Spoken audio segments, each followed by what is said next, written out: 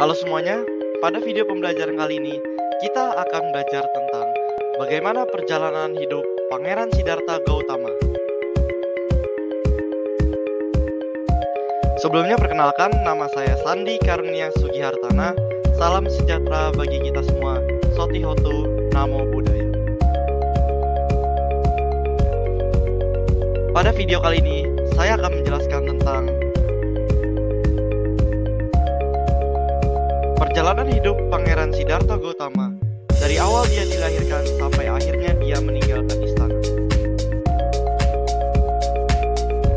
Sebelum kita mulai, jangan lupa untuk like, subscribe, dan juga share video ini ke teman-teman kalian agar video ini bisa lebih bermanfaat lagi bagi orang lain. Mimpi Ratu Mahamaya Dewi. Sebelum kelahiran Pangeran Siddhartha Gautama, ibunda dari Pangeran Siddhartha Gautama yaitu Ratu Mahamaya Dewi memimpikan sesuatu. Ratu Mahamaya bermimpi didatangi oleh seekor gajah putih yang memiliki 4 buah gading dan membawa setangkai bunga teratai. Gajah tersebut mengelilingi ranjang Ratu Mahamaya yang sedang berbaring sebanyak 3 kali. Gajah tersebut kemudian masuk ke dalam perut Ratu Mahamaya sebelah kanan. Setelah Ratu Mahamaya bangun, Ratu Mahamaya kemudian menceritakan mimpinya kepada Sri Baginda Raja Sudodana yang merupakan ayah dari Pangeran Siddhartha Gautama. Raja Sudodana kemudian mengundang 64 Brahmana untuk meramalkan arti mimpi Ratu Mahamaya. Para Brahmana kemudian mengatakan bahwa mimpi itu merupakan pertanda baik, dan para Brahmana mengatakan bahwa Ratu Mahamaya akan segera hamil anak berjenis kelamin laki-laki. Kelahiran Pangeran Siddhartha Gautama. Pangeran Siddhartha Gautama dilahirkan pada tahun 623 sebelum Masehi di Taman Lumbini. Pangeran Siddhartha Gautama lahir pada saat Ratu Mahamaya sedang berdiri memegang dahan pohon salak. Pada saat Pangeran Siddhartha lahir, terdapat 2 arus kecil yang jatuh dari langit. Yang satu bersifat dingin, sedangkan yang satunya bersifat hangat. Arus tersebut kemudian membasuh tubuh Pangeran Siddhartha. Pangeran Siddhartha lahir dalam keadaan bersih tanpa noda, berdiri tegak dan langsung dapat melangkah ke arah utara, dan tempat yang dilangkahinya pun ditumbuhi bunga teratai. Oleh para pertapa di bawah pimpinan Asita Kaladewala, diramalkan bahwa Pangeran Siddhartha kelak nantinya akan menjadi seorang cakrawartin atau maharaja dunia, atau akan menjadi seorang Buddha. Hanya pertapa Kondana yang dengan tegas meramalkan bahwa pangeran kelak akan menjadi Buddha. Mendengar ramalan tersebut, Sri Baginda Raja Sudodana menjadi cemas, karena apabila pangeran menjadi seorang Buddha, maka tidak ada yang akan mewarisi tahta kerajaan. Karena kecemasan raja, para pertapa pun menjelaskan agar pangeran jangan sampai melihat 4 macam peristiwa. Bila tidak, ia akan menjadi pertapa dan kelak menjadi Buddha. 4 macam peristiwa itu adalah orang tua, orang sakit, orang mati, dan seorang pertapa. Ibunda Pangeran Siddhartha Gautama meninggal dunia 7 hari setelah melahirkan pangeran. Sejak meninggalnya Ratu Mahamaya Dewi, Pangeran Siddhartha dirawat oleh Ratu Mahapajapati Gautami, bibinya yang juga kemudian menjadi istri Raja Sudodana dan menjadi ibu angkat dari Pangeran Siddhartha Gautama. Festival Membajak Sawah. Asal muasal Festival Membajak Sawah. Pada masa itu, rakyat India menyadari bahwa kebutuhan hidup mereka berasal dari bumi. Oleh karena itu, rakyat berpandangan bahwa bercocok tanam menghasilkan bahan pangan adalah pekerjaan yang sangat penting dan sangat bermanfaat baik bagi diri sendiri maupun negara. Oleh sebab itu, lahirlah sebuah tradisi atau adat istiadat yang mengharuskan raja untuk berperan serta dalam upacara membajak sawah yang dilakukan di tanah pertanian saat menjelang musim tanam. Hal ini dilakukan untuk menunjukkan kepada rakyat bahwa bercocok tanam bukanlah pekerjaan yang hina, melainkan pekerjaan yang sangat mulia. Di Kapilawastu, akhir musim panas adalah awal dimulainya musim bercocok tanam. Raja Sudodana berangkat ke luar kota untuk menghadiri upacara festival membajak sawah. Segenap penduduk kota datang melihat raja membajak sawah, serta menikmati pesta perayaan yang meriah dengan hidangan yang nikmat. Pada hari itu, Raja Sudodana mengajak serta Pangeran Siddhartha Gautama. Raja Sudodana pun membuka festival tersebut. Dia membajak sawah dengan menggunakan bajak berlapis emas. Kemudian diikuti para menteri menggunakan bajak berlapis perak. Setelah itu, para petani yang berjajar dalam dua baris melanjutkan membajak sawah dengan bajak yang biasa mereka gunakan. Mereka membajak tanah yang keras agar menjadi gembur dan siap ditanami. Pada saat makan siang, para pelayan Pangeran Siddhartha pergi menikmati perjamuan makan siang dan meninggalkan Pangeran Siddhartha seorang diri. Kemudian Pangeran Siddhartha berjalan dan duduk bermeditasi di bawah sebatang pohon jambu yang rimbun.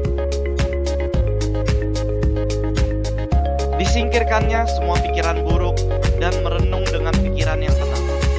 Ayahanda raja, para menteri, dan petani sedang merayakan festival membajak sawah. Mereka sedang bergembira menikmati makan siang saat ini. Akan tetapi, para kerbau yang membajak sawah tampak sedikit pun tidak berbahagia. Mereka bekerja berat menarik bajak untuk menggemburkan tanah yang keras. Mereka bersusah payah dan terengah-engah. Tampak jelas sekali kalau mereka tidak berbahagia. Sementara manusia bersuka cita, tetapi para kerbau harus bekerja berat. Apabila hal yang dilakukannya tidak sesuai dengan kehendak majikannya, maka cambuk di tangan sang majikan akan mendarat di tubuhnya dengan tanpa ampun. Pangeran Siddhartha juga mengamati aktivitas binatang yang lain di sekitarnya. Dia melihat seekor kadal merangkak keluar dari sebuah lubang dan memangsa semut dengan lidahnya. Tetapi tak lama kemudian, seekor ular merayap dan menelan kadal itu. Di saat keterkejutannya atas peristiwa itu, tiba-tiba seekor elang menukik dari udara menangkap dan memangsa ular itu. Pangeran Siddhartha pun merenung lebih dalam dan bertanya pada diri sendiri, bila segala sesuatu seperti ini, apakah ini berarti bahwa di balik kehidupan yang indah itu juga bersembunyi sisi yang buruk? Meskipun saat ini dia berbahagia, tetapi Pangeran Siddhartha merasakan adanya suatu penderitaan besar yang tidak dapat dihindarkan dan membayangi seluruh makhluk hidup. Usia Pangeran Siddhartha waktu itu masih sangat muda, tetapi dengan melakukan perenungan yang sangat dalam ini, dia telah memasuki konsentrasi meditasi tingkat pertama. Setelah pesta festival berakhir, para pelayan baru teringat kepada Pangeran Siddhartha. Mereka segera mencari dan menemukan Pangeran Siddhartha duduk diam bagaikan sebuah patung di bawah pohon jambu. Para pelayan memanggilnya dan memberitahukan bahwa raja mengajak pulang ke istana. Sepanjang perjalanan pulang, Pangeran Siddhartha merasa bahwa semua makhluk hidup patut dikasihani, karena mereka harus berjuang tiada hentinya melawan penderitaan demi kelangsungan hidup. Selanjutnya, kita akan membahas tentang bagaimana masa kecil Pangeran Siddhartha Gautama. Sejak kecil, sudah terlihat bahwa Pangeran Siddhartha adalah seorang anak yang cerdas dan sangat pandai. Pangeran Siddhartha selalu dilayani oleh pelayan-pelayan dan dayang-dayang yang masih muda dan cantik rupawan di istana yang megah dan indah. Pada saat berusia 7 tahun, Pangeran Siddhartha mempunyai 3 kolam bunga teratai. 3 kolam bunga teratai yaitu kolam bunga teratai berwarna biru yang bernama Upala, kolam bunga teratai berwarna merah yang bernama Paduma, dan kolam bunga teratai berwarna putih yang bernama Pundarika. Dalam usia 7 tahun, Pangeran Siddhartha telah mempelajari berbagai ilmu pengetahuan, dan Pangeran Siddhartha juga menguasai semua pelajaran dengan baik. Selanjutnya yaitu pernikahan Pangeran Siddhartha Gautama. Pada usia 16 tahun, Pangeran Siddhartha dibuatkan 3 buah istana oleh ayahnya. 1 istana untuk musim panas atau Surama, 1 untuk musim hujan atau Suba, dan 1 lagi untuk musim dingin atau Rama. Pangeran Siddhartha berusia 16 tahun ketika orang tuanya memutuskan sudah waktunya ia menikah. Sesuai tradisi pada masa itu, untuk memilih pengantin Pangeran Siddhartha, diadakan perayaan besar yang dihadiri oleh putri-putri dari seluruh negeri. Kemudian Raja Suddhodana memberi undangan kepada para orang tua yang mempunyai anak-anak gadis. Mereka diminta mengirim anak-anak gadis tersebut ke istana untuk berpesta supaya sang pangeran dapat memilih seseorang sebagai calon istrinya. Namun para orang tua mengabaikan undangan tersebut. Mereka berkata, sang pangeran tidak mengetahui ilmu perang, tidak mengerti nilai kesenian, bagaimana dia akan memelihara serta melindungi istrinya. Mendengar hal tersebut, Pangeran Siddhartha memohon kepada ayahnya supaya diselenggarakan sebuah sayembara mengenai keterampilan berbagai ilmu perang. Para lelaki seisi kerajaan pun, bahkan dari luar negara Sakya pun, dibiarkan datang untuk mengikuti perlombaan tersebut. Pangeran Siddhartha sendiri juga akan turun ke sayembara tersebut. Hasilnya sangat mengejutkan, karena sang pangeranlah yang menjadi juara pada sayembara tersebut. Dia amat mahir, lebih-lebih di bidang panah memanah. Pangeran Siddhartha berhasil menaklukkan rasa tidak percaya atas dirinya oleh para kerabat kerajaan. Semua kerabat kerajaan bergembira dan berseru. Belum pernah dalam dinasti Sakya menyaksikan suatu keahlian seperti yang kita saksikan sekarang. Mereka sangat gembira melihat keberanian dan kekuatan Pangeran Siddhartha yang tidak ada bandingannya. Akhirnya, para kerabat kerajaan pun kagum dan semakin percaya terhadap kemampuan Pangeran Siddhartha. Para putri kerajaan pun dikirim untuk mengikuti pesta pemilihan calon permaisuri bagi Pangeran Siddhartha. Di antara putri-putri yang hadir, putri yang paling terkemuka adalah Putri Yasodhara. Dia adalah putri dari Raja Supabuddha dan Ratu Amita. Yasodhara memiliki arti reputasi yang baik dan mempunyai banyak pengikut. Putri Yasodhara memiliki tubuh yang indah tanpa cacat. Kulit keemasan tampak bagaikan patung yang dibalut dengan emas murni. Dia juga memiliki pesona yang tidak tertandingi dalam hal kecantikan dan tingkah laku. Putri Yasodhara digambarkan seperti bidadari surga atau dewa cara. Dia juga memiliki 5 daya tarik kecantikan seorang wanita, yaitu kecantikan tulang, kulit, rambut, daging, dan awet muda.